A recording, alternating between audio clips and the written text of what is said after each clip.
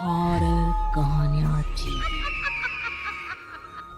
काला जादू। अपने बेटे रिशु के माथे से टपकते हुए पसीने को देखकर सविता की हालत खराब हो गई। ऐसा आज पहली बार नहीं हुआ जब रिशु नींद से घबरा कर जागा है। हाय मेरा बच्चा, न जाने किसकी नजर लग गई है तुझे। जब से मेरे बच्चे ने 10वीं के एग्जाम में स्कूल टॉप किया है तब से रोज बुरे बुरे सपने आने लगे हैं। हाँ माँ, मैंने आज फिर से एक काले साए को देखा। वो यहीं मेरी आंखों के सामने खड़ा था। माँ मुझे बचा लो माँ। वो मुझसे कह रहा था कि मुझसे बदला लेगा। माँ कहीं ये प्रशांत। चुप कर, कैसी बात कर रहा है? दोबारा उसका नाम मत लेना। तुझे पता है ना, उस प्रशांत ने आत्महत्या कर ली, तो बार बार उसका नाम मत लिया कर। मम्मी, क्या सच में प्रशांत ने आत्महत्या की थी? चुप कर, बहुत सवाल पूछता है आजकल। और फिर रात के वक्त सविता के पूरे घर में एक अजीब सा काला धुआं छाने लगा। गहरी नींद में सोई सविता की जैसे ही आंख खुली उसका दम घुटने लगा। वो दौड़कर रिशु के रूम की तरफ गई जहां उसके दरवाजे पर घूमती एक काली परछाई देख वो बुरी तरह से घबरा गई। कौन है वहाँ? कौन है? सामने आओ।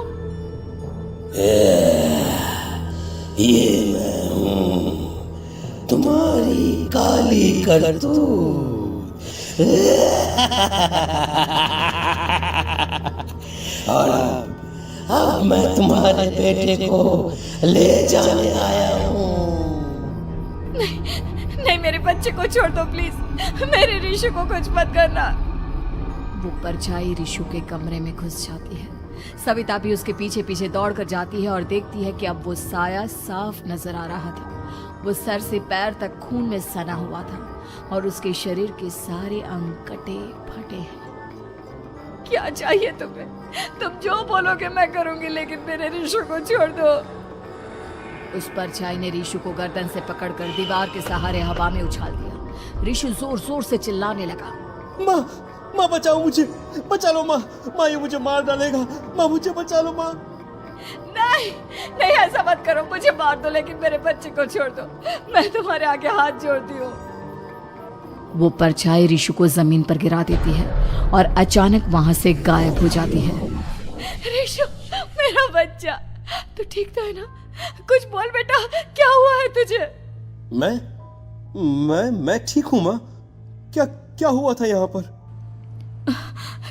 कुछ नहीं बेटा, कुछ नहीं। तू परेशान मत हो। हम कल ही गांव के बाहर जो तांत्रिक महाराज रहते हैं उनके पास चलेंगे। ठीक है माँ, हम जल्द ही उनके पास चलेंगे। मुझे बहुत डर लग रहा है माँ। ये बार बार मुझे डरावने सपने आना, ये सब हमारे साथ क्यों हो रहा है माँ? अगले दिन सविता अपने बेटे रिशु को लेकर गांव के बाहर तांत्रिक के पास जाती है। जिस जगह पर तांत्रिक रहा करता था वो जगह बहुत डरावनी थी। चारों तरफ कंकाल और खूब भूतियां नजर आ रही थी। गांव से दूर वीराने में उस जगह पर जोर से आंधी चल रही थी। रिशु ने डर कर अपनी माँ का हाथ पकड़ लिया। माँ मुझे बहुत डर लग रहा है। ये कैसी जगह है? देख बेटा, हमारे साथ जो कुछ भी हो रहा है उसका इलाज सिर्फ और सिर्फ ये तांत्रिक महाराज ही बता सकते हैं। अब यही है जो हमें प्रॉब्लम से बाहर निकाल सकते हैं। जैसे ही सविता और रिशु तांत्रिक की झोपड़ी के अंदर पहुंचे, वहां का नजारा देखकर उनकी आंखें फटी की फटी रह गई। तांत्रिक की झोपड़ी के अंदर कई सारे लोग अपनी गर्दन घुमा घुमा कर जोर जोर से चीख रहे थे। कौन हो तुम और यहाँ क्यों आई हो? महाराज, मेरे बेटे को कुछ दिनों से एक डरावनी काली परछाई नजर आती है और कल रात उसने मेरे बेटे पर हमला भी कर दिया।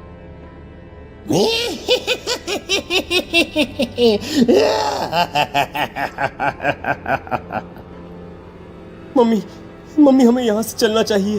ये जगह मुझे ठीक नहीं लगती। नहीं बेटा, ऐसा नहीं कहते। रुक जाओ, 2 मिनट के लिए रुक जाओ। क्या कहा? काली परछाई? तुम्हारे बेटे पर किसी काली परछाई ने हमला किया?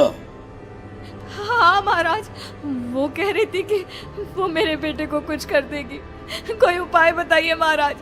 मेरे बेटे के साथ कुछ गलत नहीं होना चाहिए। तुमने किसी दूसरे के साथ गलत किया है तो तुम्हारे साथ भी गलत होकर ही रहेगा। तुमने किसी की जान ली है, किसी को मार डाला है तुमने। नहीं महाराज, मैंने ऐसा कुछ नहीं किया। मैंने किसी की जान नहीं ली। मुझे कोई उपाय बताइए। लगता है तुम इतनी आसानी से नहीं मानोगी। मैं तुम्हें अभी उस काली परछाई से मिलवा देता हूँ और वही सारा सच तुम्हारे सामने लेकर आएगा। सविता और ऋषु ने डर के मारे अपनी आंखें बंद कर ली। तभी अचानक तांत्रिक की झोपड़ी में अजीबोगरीब आवाजें गूंजने लगी। सविता और ऋषु बुरी तरह से कांप रहे थे। आंखें खोलो और अपने सामने देखो। क्या यही है वो जिससे तुम कल रात को मिली थी? बताओ मुझे। हाँ, इसने कल रात मेरे बेटे के ऊपर हमला किया था। ये उसी लड़के की भटकती हुई आत्मा है जिसे कुछ दिन पहले तुमने मार डाला था। मम्मी ये महाराज क्या कह रहे हैं? क्या सच में आपने किसी की जान ली है, किसी को मार डाला है? अगर हाँ तो बताइए ना मम्मी, किसको मारा है आपने? किसको? तुम्हारी माँ इतनी आसानी से सच नहीं बताएगी बेटा। इसने एक बच्चे की जान ली है। कहीं उसका नाम प्रशांत तो नहीं महाराज? वो मेरा दोस्त है, मेरा मतलब मेरा पड़ोसी है। सही पहचाना। देखा सविता, तुम्हारा खुद का बेटा भी जानता है कि तुमने किसी के प्राणों की बलि चढ़ा दी और इसीलिए अब उसकी बुरी आत्मा तुम्हारे घर में भटकती है। मुझे माफ कर दीजिए महाराज, मुझसे बहुत बड़ी गलती हो गई। प्रशांत हमारे पड़ोसी का बेटा था। हर बार उसके नंबर मेरे बेटे से ज्यादा आते थे और इसलिए मैंने उसके कमरे के बाहर काला जादू किया था, पर मुझे नहीं पता था कि वो मर जाएगा।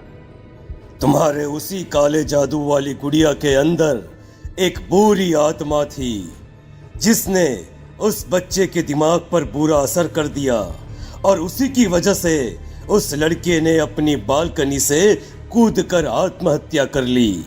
इसकी वजह सिर्फ और सिर्फ तुम हो, तुम। नहीं महाराज, जो कुछ भी हुआ मुझे नहीं पता था कि प्रशांत अपनी जान दे देगा। प्रशांत की आत्मा इस वक्त तुम्हारे सामने खड़ी है, हमसे बात करना चाहती है। बोलो क्या कहना चाहते हो? मैं जीना चाहता था, बड़ा होकर कुछ बनना चाहता था। आपके बेटे से मुझे कोई परेशानी नहीं थी। अरे वो तो मेरा अच्छा दोस्त था। मुझे माफ कर दो बेटा, मुझसे बहुत बड़ी गलती हो गई, मुझे माफ कर दो। माफ करने से मुझे वापस जिंदगी नहीं मिल जाएगी। मेरे माँ बाप आज भी मेरे लिए रोते हैं। आपने मेरे साथ बहुत गलत किया है, बहुत गलत। और तभी अचानक प्रशांत की आत्मा वहां से गायब हो जाती है। सविता जोर जोर से रोने लगती है। सुन लिया तुमने? ये तुम्हारे अपने ही किए हुए पाप हैं जो इस तरह से तुम्हारे सामने आ रहे हैं। माँ, ये आपने अच्छा नहीं किया। सिर्फ 10th बोर्ड के एग्जाम में मैं टॉप कर पाऊं, इसीलिए आपने मेरे दोस्त के ऊपर काला जादू कर दिया। नहीं मम्मी, नहीं, अब हम कभी खुश नहीं रह पाएंगे, कभी नहीं। मेरे दोस्त की आत्मा को कभी शांति नहीं मिलेगी मम्मी, कभी नहीं। लेकिन मैंने जो कुछ भी किया सिर्फ तुम्हारे लिए किया। वो लड़का हमेशा फर्स्ट पोजीशन पर आ जाता था और इस वजह से हमेशा तुम्हारे मार्क्स कम पड़ते थे। मैंने तो सिर्फ उस पर एक छोटा सा काला जादू किया था बेटा। मुझे क्या पता था कि उसका ये नतीजा निकलेगा। जिस गुड़िया को तुमने उस लड़के के कमरे के दरवाजे पर लगाया था, दरअसल उसके अंदर एक बुरी आत्मा का प्रवेश हो गया था, जैसा कि अक्सर काला जादू करते समय हो जाता है। मुझे अपनी गलती का एहसास हो गया है। मैं प्रायश्चित करना चाहती हूँ। आप बताइए मैं क्या करूँ? प्रशांत के घर जाकर उस काली गुड़िया को वहां से निकालकर यहाँ लेकर आओ। मैं उसे आग में जलाकर राख कर दूंगा और उसके बाद प्रशांत की आत्मा को हमेशा के लिए मुक्ति मिल जाएगी। अगली रात सविता चुपचाप अपने पड़ोसी प्रशांत के घर जाती है। प्रशांत के माँ बाप प्रशांत की मौत के बाद उस घर को छोड़कर हमेशा के लिए वहां से चले गए थे।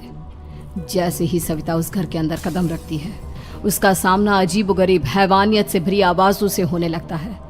ऐसा लग रहा था जैसे कोई बुरी तरह से चीख रहा हो। सविता जैसे ही प्रशांत के कमरे के बाहर पहुंचती है, वहां पर लटकी हुई गुड़िया के शरीर से खून टपकने लगता है। ये क्या हो रहा है? इस गुड़िया के शरीर से खून क्यों टपक रहा है? सविता हिम्मत करते हुए उस गुड़िया को वहां से उतारने की कोशिश करती है, लेकिन तभी अचानक से बहुत भयानक दिखने वाली औरत उसकी आंखों के सामने आकर खड़ी हो जाती है। मैं यहाँ से कहीं नहीं जाऊंगी, और अगर तूने मुझे यहाँ से हटाने की कोशिश की तो मार डालूंगी मैं तुझे। नहीं नहीं, मुझे तुम्हें यहाँ से ले जाना ही होगा, नहीं तो मेरा बेटा, उसकी जान को खतरा है। मैं तुम्हें नहीं छोड़ सकती। अगर तुम्हारे अंदर हिम्मत है तो मुझे इस घर से बाहर ले जाकर दिखाओ। और ऐसा कहकर वो औरत सविता के ऊपर हमला कर देती है और उसे हवा में उछाल उछाल कर जमीन पर पटकती है। लेकिन तभी अचानक मौका देखकर सविता अपने हाथ में ली हुई सुई उसके हाथ में चुभो देती है। हाथ में सुई लगते ही वो औरत जमीन पर तड़पने लगती है। ये क्या किया तूने? ये क्या कर दिया? तुझे ऐसा नहीं करना चाहिए था। तांत्रिक ने मुझे कहा था कि तुझसे जीतने का सिर्फ यही एक तरीका है जिससे मैं अपने पापों का प्रायश्चित कर सकती हूँ और अपने बेटे की जान बचा सकती हूँ। और उसके बाद वो डरावनी दिखने वाली औरत एक छोटी सी जादुई गुड़िया में तब्दील हो गई और सविता ने उसे ले जाकर तांत्रिक को दे दिया। तांत्रिक ने जादुई गुड़िया को आग के हवाले कर दिया।